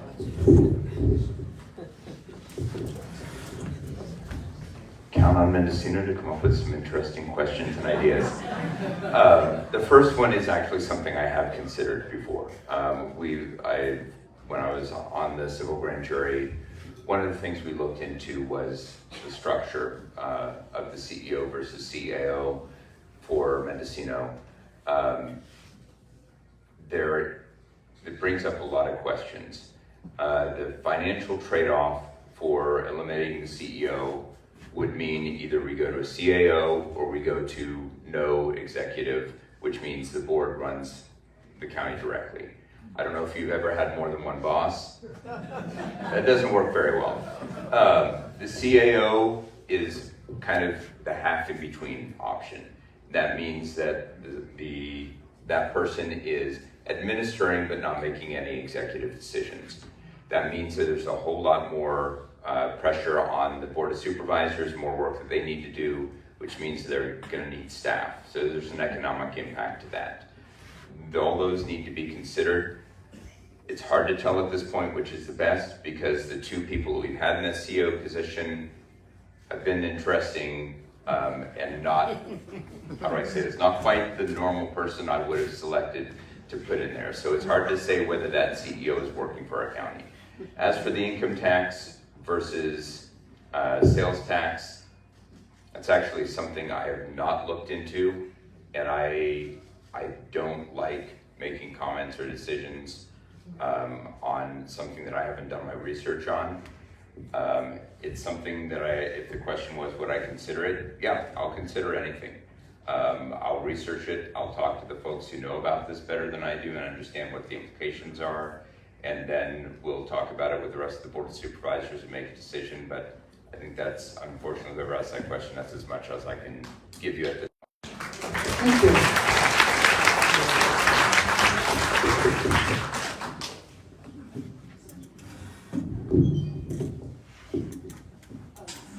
CEO and CAO, correct?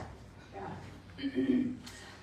So, I mean, there are differences and there aren't differences. It really depends on the job classification and how the county lays it out. So if they decide to have a CEO or a CAO, right, they could give it the same job classification title, or they could make one lesser than the other, like Eric was talking about. Whether or not we should change that process, we would have to come up with a strategy. Because then you would be requiring not just one supervisor, but all 5 supervisors to take on other duties. Where each of these supervisors, I don't know if you know this or not, they work on their own. They don't have staff, and so the CEO's office actually works, all of them work for the CEO, and then the CEO answers to the Board of Supervisors. I think what's gotten a little imbalanced, if I may say, is that it seems that the CEO has a little more power over our Board of Supervisors. So that's something that actually needs to be addressed right away. As far as the income tax and the sales tax, what are we talking about? What are we taxing? I mean, I have questions right away, right out the gate. Are we talking about business owners and we want to have you have an income tax versus a sales tax on the goods that you're selling? So I just have more questions, and I wouldn't be able to give you an educated even guess about what that was about, that question. So my apologies, and if you want to talk about it later, we can. Thanks. Thank you.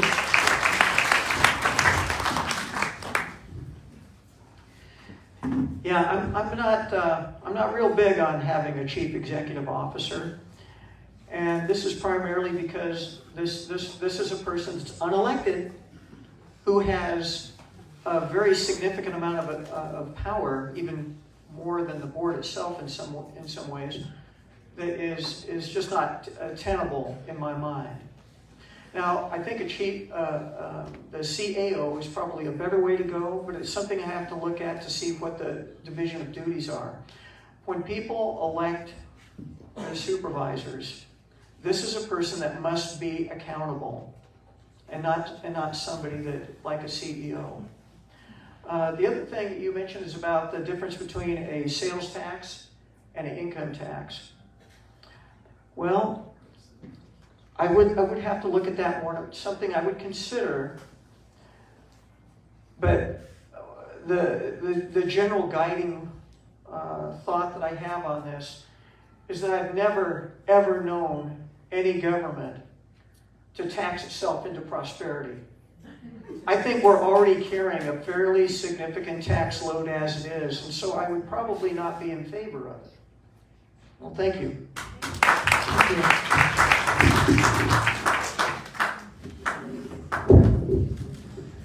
Okay, in regard to, whether I would consider to dissolve the CDO position, well, that would depend a lot on how good the CDO was, and if I liked them, and if they were doing what I was expecting them to do. A good CDO, if I didn't like them, I'd be interested in getting rid of the position, but I question if the answer there wouldn't be to just simply fire the CEO. However, running everything with the board itself that takes 5 people to agree on something seems like a nightmare, especially when the problems are small or you're controversial.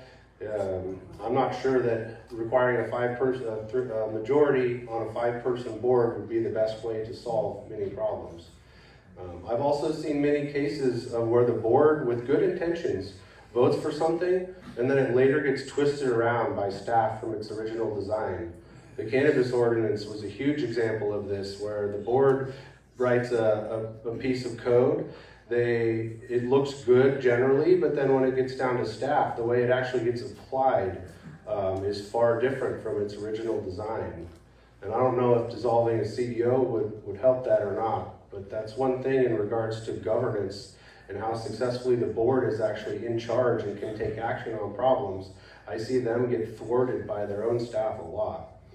In regards to taxes, I think we should get them as low as possible. I think taxation is theft, and I think if a government's going to tax us for our money, they should be very, very careful on how we're spending it.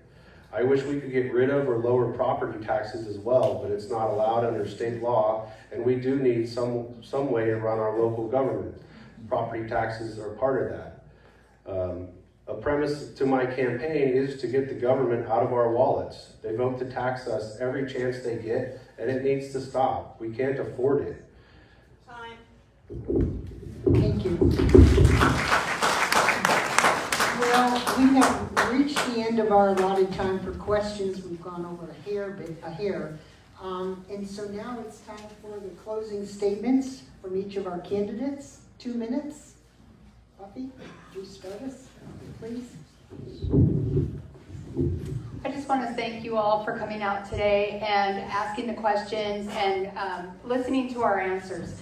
I want to encourage you to continue to ask us questions, meet with us, and make your vote, count. And because we are going to, one of us is going to be the one that's the voice for District 3.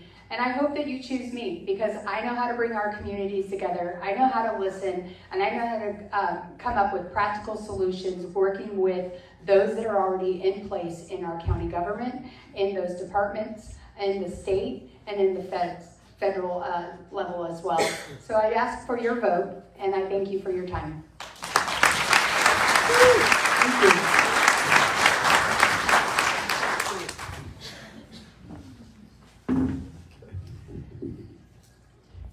I know that in this crowd, there's a lot of people here that will disagree about something. And they'll probably disagree with me too.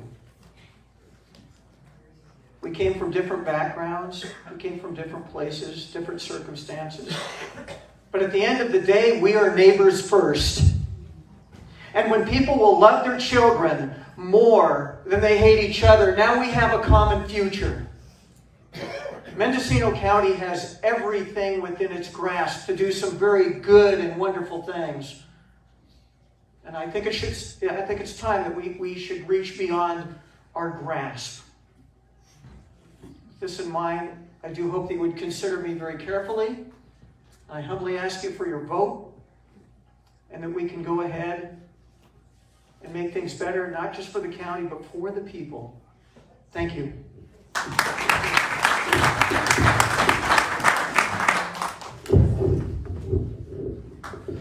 I'm not going to promise you the world. I'm going to promise you something much smaller and much harder. I'll show up, I'll listen, I'll use every tool I have, including the ones I built myself, to make this government work for you instead of against you.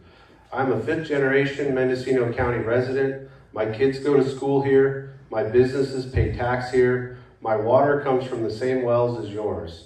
I'm not running to climb a ladder. I'm running because I cannot watch this place I love struggle with problems we have the tools to solve. If you are tired of politicians who will tell you what you want to hear and then disappear for 4 years, I offer you something different. Vote for me and you'll have a supervisor who answers the phone, returns the email, and actually gets things done. My name is Russell Green, and I'd be honored to have your vote.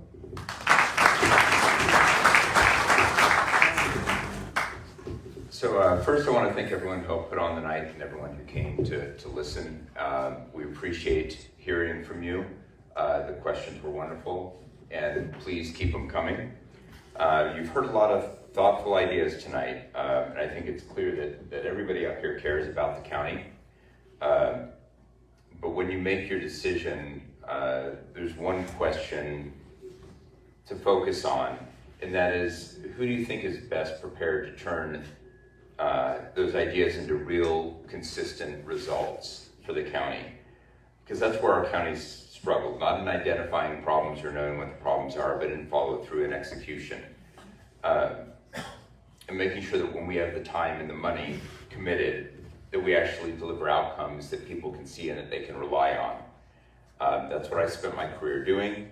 For more than 25 years, I did that operations and leadership, managing complex systems and large budgets and teams responsible for actually delivering results. When something wasn't working, it was my job to fix it at the root and make sure that it stayed fixed.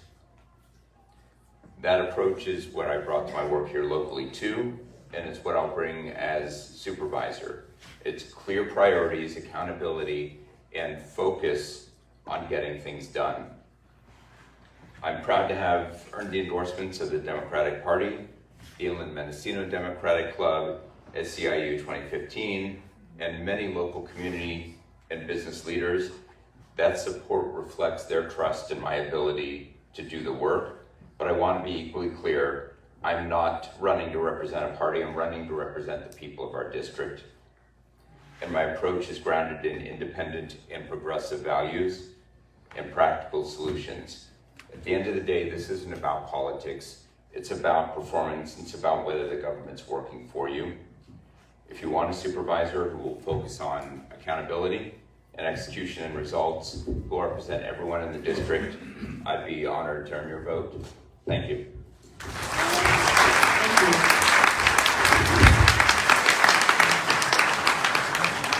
So thank you to all the candidates for showing up and filling us with your ideas. Much appreciated. Thank you to everyone in this room. On behalf of the entire Forum Organizing Committee, thank you for your commitment to show up and for your care about our community. I was asked to just relay one message, which is you can hear these candidates again in 2 weeks, May 2nd, on a Sunday afternoon, 3 to 5 p.m. at the Covelo Library Commons. So, again, let's give ourselves a hand.